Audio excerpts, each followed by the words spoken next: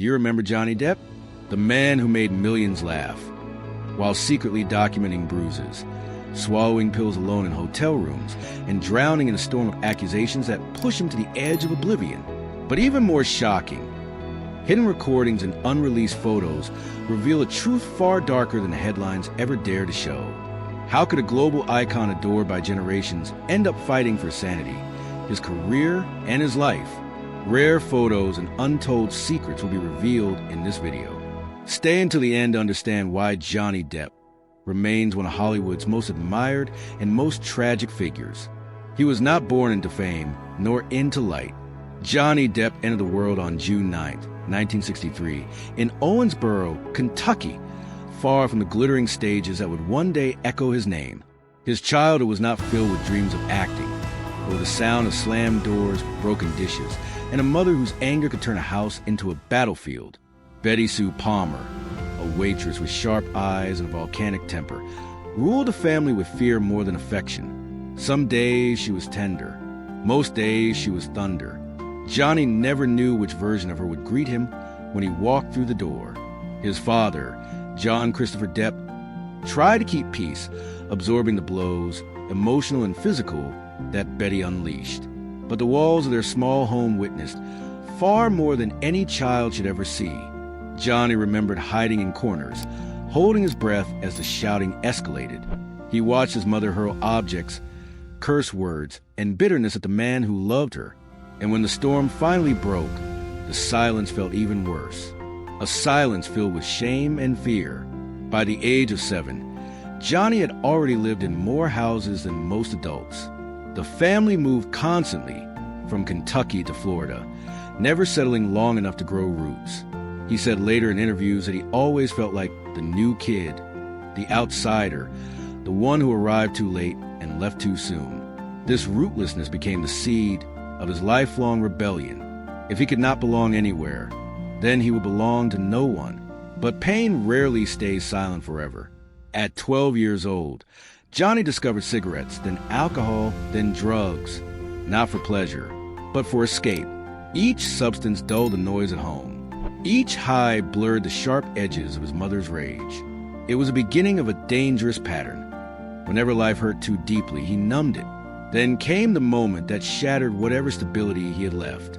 When Johnny was 15, his father walked out, quietly without warning.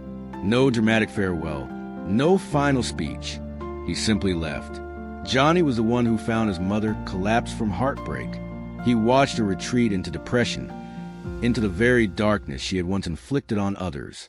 And in a cruel twist of fate, Johnny became the emotional caretaker of the woman who had caused him so much pain. Years later, he would describe his mother as the meanest person he'd ever met. Yet he also loved her fiercely, because children don't choose what their hearts cling to. This contradiction, love and resentment intertwined, followed him throughout adulthood, shaping every relationship he ever had. But amid the chaos, one small flame survived: music. A second-hand guitar became his refuge. In a room full of broken rules and broken promises, strings and sound were the only things that didn't hurt him. Johnny practiced for hours, sometimes until his fingers bled. The guitar didn't shout. It didn't judge. It didn't leave. This was the boy behind a legend. A child running from violence, searching for meaning, holding on to melodies to drown out the memory of slammed doors. And this boy was about to step into a new world, one that promised freedom, fame, and reinvention. But as we will soon see, the demons he carried from childhood would follow him into every stage, every film set, and every relationship, shaping the man he would become. Music was supposed to be his escape. Not acting, not Hollywood, not fame. At 16, Johnny Depp dropped out of school and threw himself into music with the desperation of someone trying to outrun his own past. His band, The Kids, played in smoky bars, garages soaked in beer, and half-lit clubs where dreams tended to die quickly. But for Johnny, every stage, no matter how small, felt like freedom. He slept on couches, shared cheap motels with bandmates, and counted coins to buy gas for their van. There were no promises, no guarantees, no safety nets, only guitars, amplifiers, and the belief that music might be the doorway to a life that didn't hurt. But when the band moved to Los Angeles in the early 1980s, the city greeted them with a brutal truth. Talent was everywhere. Money was nowhere. Johnny washed dishes, sold pens over the phone, and took any odd job he could find to survive. There were nights he ate only once. Days he wondered if he had made the biggest mistake of his life. Los Angeles had a way of chewing up young dreamers, and Johnny was dangerously close to being another forgotten name. Then, an unexpected door opened. A friend, Nicolas Cage, noticed Johnny's unusual presence, his quiet intensity, the pain in his eyes that made him look older than his age. Cage suggested something outrageous. Try acting. Johnny protested. He wasn't an actor. He didn't belong in front of cameras. But desperation can make a person brave. So he walked into his first audition, nervous, uncertain, and completely unaware that his life was about to transform. In 1984, he landed a role in A Nightmare on Elm Street. It wasn't glamorous. It wasn't heroic.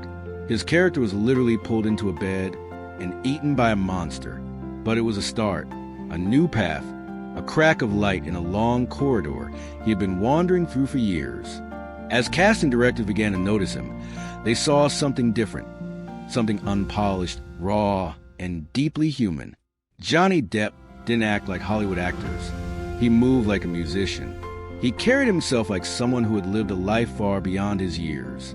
Then came the turning point. 21 Jump Street. The TV series turned him into a national heartthrob. Posters of him plastered the walls of teenage bedrooms across America. Girls screamed his name. Studios saw him as the next perfect idol. But Johnny hated it. The world saw a handsome young star. He saw a prison. He never wanted to be a pretty face. He wanted to disappear into characters, not be worshipped for his looks. The more famous he became, the more he rebelled. He rejected roles that were safe. He turned down movies that would have made him rich. He searched for strange characters, misunderstood souls, people who felt as broken as he once was. Johnny Depp was not chasing fame. He was chasing himself.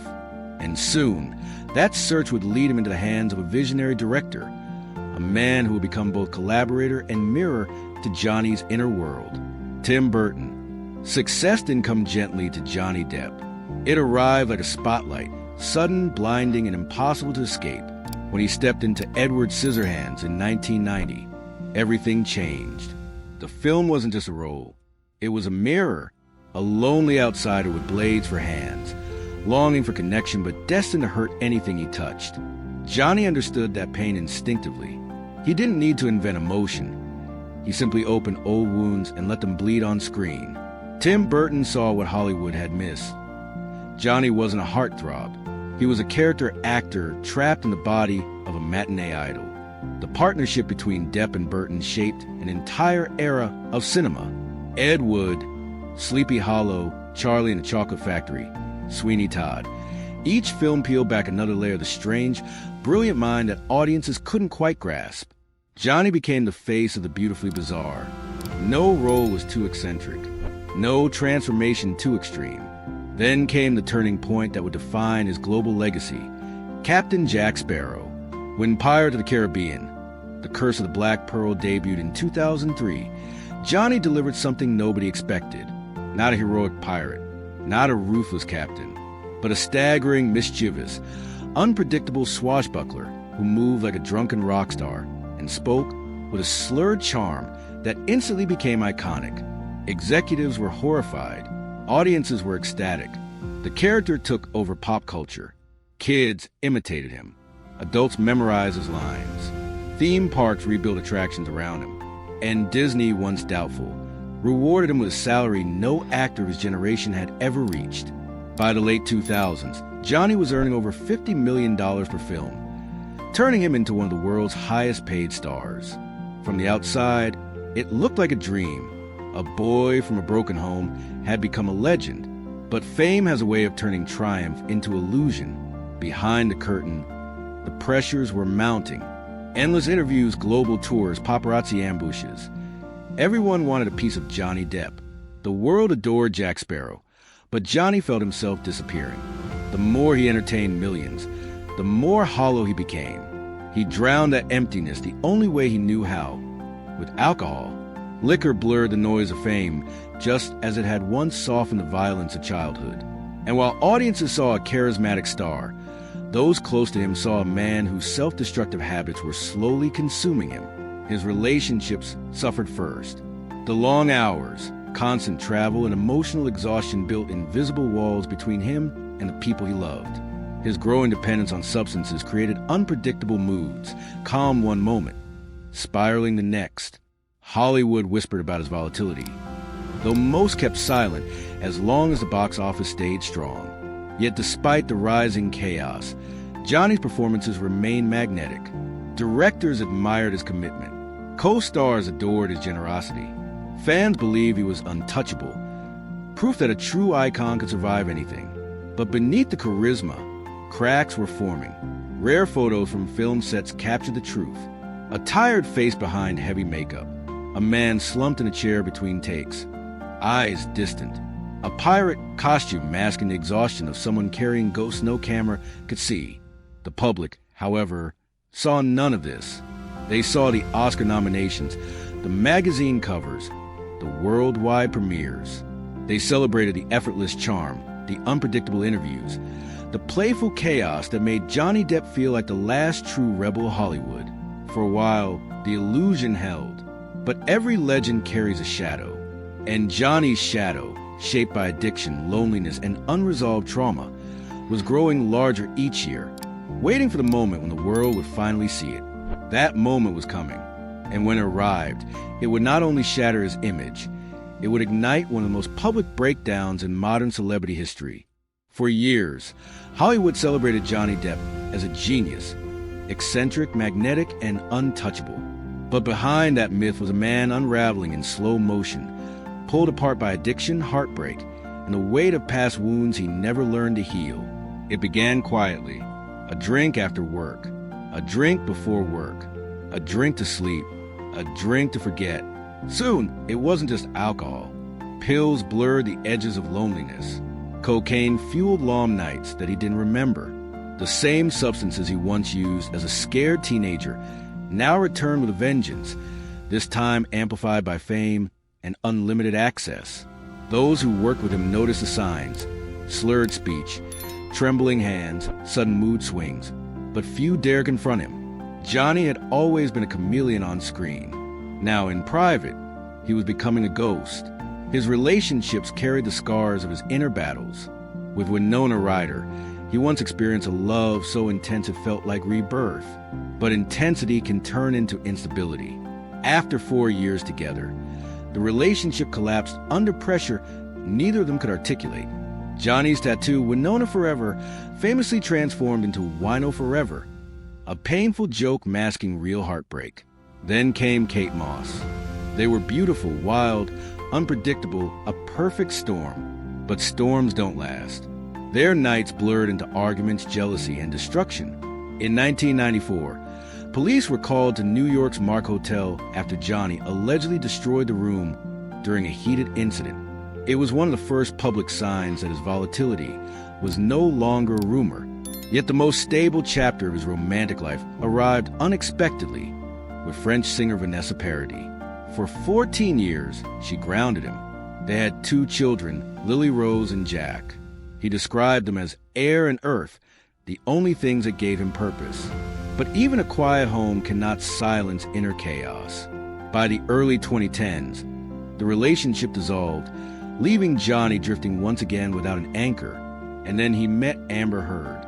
At first, their attraction was undeniable. But what began as passion soon turned into something far darker. Arguments escalated into screaming matches. Both sides accused the other of violence. Private texts, angry voicemails, recorded fights. Every moment of their collapsing marriage felt like another page in a tragedy written long before either of them met. The world saw only fragments. Photos of bruises, voicemails soaked in rage, broken glass, smashed cabinets, hotel rooms left in ruins. Behind closed doors, the volatility was undeniable. When Amber filed for divorce in 2016 and accused Johnny of domestic abuse, the illusion of the beloved Hollywood rebel cracked wide open. Studios panicked. Public opinion shifted in seconds. Suddenly, Every strange interview and every drunken moment became part of a narrative he could no longer control. But what the world didn't expect was just how deep the scandal would go. Court documents revealed financial chaos. Johnny earned hundreds of millions of dollars, yet his spending was catastrophic. $30,000 a month on wine, $3 million to fire Hunter S. Thompson's ashes into the sky, dozens of properties, hundreds of staff members, impulsive purchases made during manic phases. His financial managers stated he was in severe distress. Johnny argued they had mismanaged his money. The truth was buried somewhere in between, tangled in addiction, pride, and betrayal. Then came the recordings. In leaked audio tapes, both Johnny and Amber sounded like people trapped in a mutually destructive cycle. Violent words, accusations, tears. Every second felt like a confession neither intended the world to hear. Rare courtroom photos showed Johnny exhausted, pale, trembling for withdrawal as he testified. His face, once synonymous with rebellion, now reflected years of emotional warfare. Hollywood reacted swiftly. Disney dropped him from the Pirates of the Caribbean franchise. Warner Brothers removed him from Fantastic Beasts. Directors hesitated. Studios distanced themselves. Johnny Depp, the global superstar, had become a liability. In 2020, the UK court ruled against him, branding him in headlines with a label he vehemently rejected. Overnight, public perception shifted. Social media mocked him. Sponsors vanished. Even longtime friends retreated, uncertain where the truth lay. For the first time since childhood, Johnny was completely alone. He retreated from the world, disappearing into music studios, hotel rooms, and quiet corners of Europe. His once fiery charisma dimmed. Interviews became rare. Photographers captured glimpses of thin, fragile man struggling under the weight of a lifetime's worth of demons.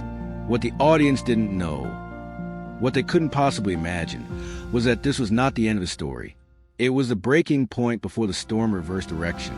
Because buried beneath the accusations and headlines were secrets, inconsistencies, messages, and testimonies that would eventually resurface, turning the narrative upside down. Johnny Depp had fallen as far as a man could fall in Hollywood, but the world hadn't heard the full truth yet. And when it finally surfaced, it would ignite a cultural earthquake no courtroom had ever witnessed. By 2016, the storm that had been building around Johnny Depp finally broke.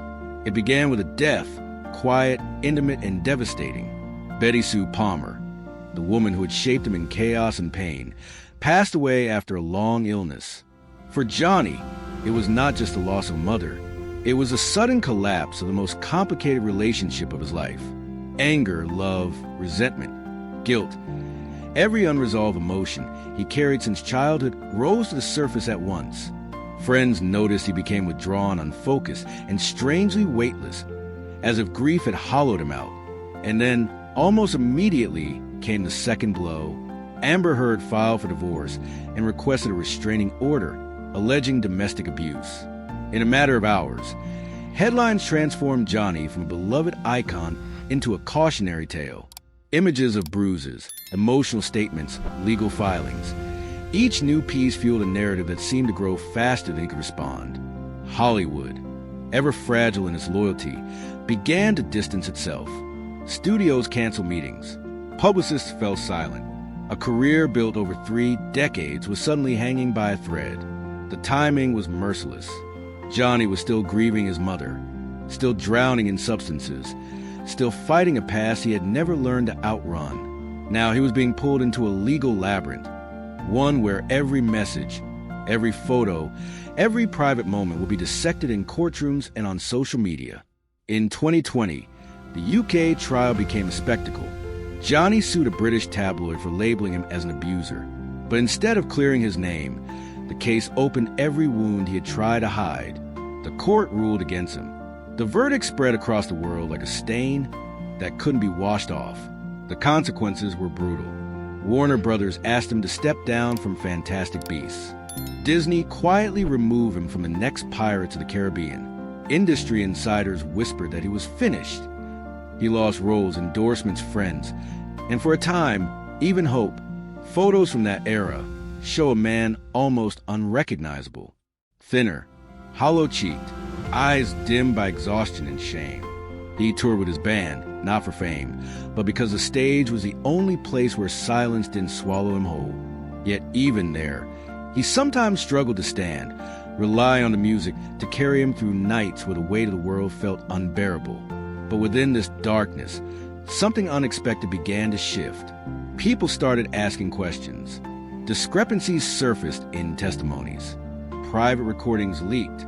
Fans, once silent, began examining the evidence themselves, forming global communities determined to uncover the truth. What began as whispers slowly transformed into a movement. Justice for Johnny Depp spread across continents, gathering millions of voices. This wasn't vindication yet, but it was the first crack of light in years.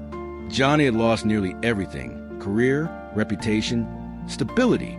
Yet for the first time in a long time, the tide was turning. The world had seen his fall. Now it was about to witness something far rarer. A man rising from the ruins with the truth at his back. It began not with triumph, but with a chair. A plain wooden chair in a Virginia courtroom where Johnny Depp sat quietly, hands folded, eyes lowered, waiting for the world to decide what remained of his life. The 2022 trial was unlike anything Hollywood had ever seen. Broadcast live, analyzed endlessly, every expression dissected, every testimony replayed in slow motion across millions of screens. But for Johnny, this was not theater. It was survival. For 6 weeks, he listened as private recordings, text messages, photographs, and memories, painful, intimate, humiliating, were played before strangers. He did not raise his voice. He did not lash out. He spoke with the calmness of someone who had already lived through hell long before the trial began. And something unexpected happened. The world listened, really listened. As witnesses stepped forward, friends, former employees, medical professionals, a different picture began to emerge. A picture that contradicted years of headlines. A picture of a man who had been spiraling, yes, but who had not been a monster he was painted to be. Inside the courtroom, Johnny's demeanor surprised many. He wasn't the swaggering pirate or the playful interview personality. He was soft-spoken, vulnerable, almost fragile. Yet beneath that fragility was a quiet resilience, a refusal to let this final chapter be written without his voice. Every day, crowds of supporters gathered outside, holding signs, singing songs, leaving letters and artwork. Some traveled from other countries just to stand on the sidewalk and let him know he wasn't alone. For a man who had felt abandoned by the industry he served for decades, this loyalty was overwhelming. And then came the moment that changed everything. The verdict. Johnny Depp had been defamed. His reputation had been damaged unjustly. The jury ruled in his favor. In a hotel room overseas, thousands of miles away, Johnny received the news quietly, surrounded by musicians. Those who were with him said he didn't jump or shout. He just lowered his head, closed his eyes, and breathed for the first time in years. Not victory, relief. He later said, "The truth is all I ever wanted." And for the first time in a long time, the truth was finally audible. His rebirth wasn't return to Hollywood blockbusters. It was something gentler. Johnny returned to music, touring with Jeff Beck, playing guitar with a joy that hadn't appeared on his face in years. On stage, he looked lighter, almost weightless. The burden finally lifted. He painted. He spent time with his children. He traveled quietly, without the machinery of fame following him everywhere. Offers slowly resurfaced. Directors reconsidered. France invited him to star in a new film. Festivals celebrated him again. He stepped back into the public eye not as the fallen star, but as a man who had survived a war few could imagine. Johnny Depp had been broken, but not destroyed. The world now saw not just a legend, but the human being underneath the scars. And in that fragile humanity, his story found its second heartbeat. Freedom didn't arrive in a burst of fireworks. It came quietly, like a man rediscovering sunlight after years underground. After the trial, Johnny Depp did not rush back into Hollywood. He didn't chase blockbuster roles, franchise deals, or the machinery of fame that had once consumed him. Instead, he retreated into a slower rhythm, one shaped by art and music, and the fragile peace he had fought so long to find. In France, he found a home that didn't demand anything from him. He painted for hours, losing himself in colors and silence. His canvases, portraits of musicians, rebels, and forgotten icons, felt like letters he could never bring himself to write. Each stroke revealed something unspoken: loneliness, resilience, gratitude. On stage, he returned to the version of himself that existed long before Hollywood.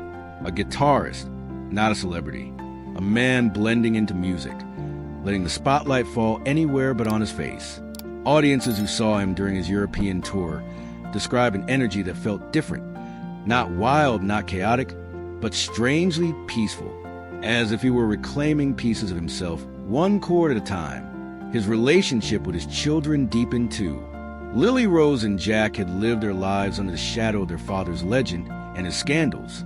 Now, with the noise fading, Johnny devoted time to being present in ways fame had never allowed. Private photos show him laughing freely, unposed, without the weight of a public persona. For a man who once believed he didn't deserve softness, these moments became a quiet form of healing. Professionally, he approached the industry with caution, not bitterness, but clarity. He accepted selective roles, choosing projects that spoke to him artistically rather than financially. Ken welcomed him back. Directors praise his discipline, his vulnerability, his renewed focus. But even with the applause returning, Johnny no longer chased validation. Surviving the past had rewritten his priorities. His legacy, however, was already set. Johnny Depp is more than character actor, more than Jack Sparrow, more than the scandals that try to define him. He represents a rare duality, a performer capable of transforming entirely on screen while remaining painfully human beneath the surface. His life is a tapestry of genius and chaos, brilliance and self-destruction, tenderness and trauma. And perhaps that is why audiences feel so connected to him, because his imperfections mirror their own. Years from now, people will remember the characters, but they will also remember the man who fought a public war for the simple right to tell his own truth. And in the quiet chapters of his life now, that truth finally belongs to him. In the end, Johnny Depp's story is not simply about rise and fall.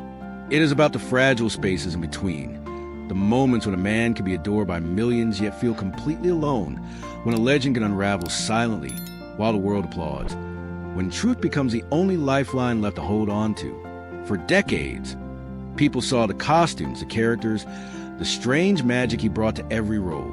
But behind each transformation was a boy who grew up learning to survive.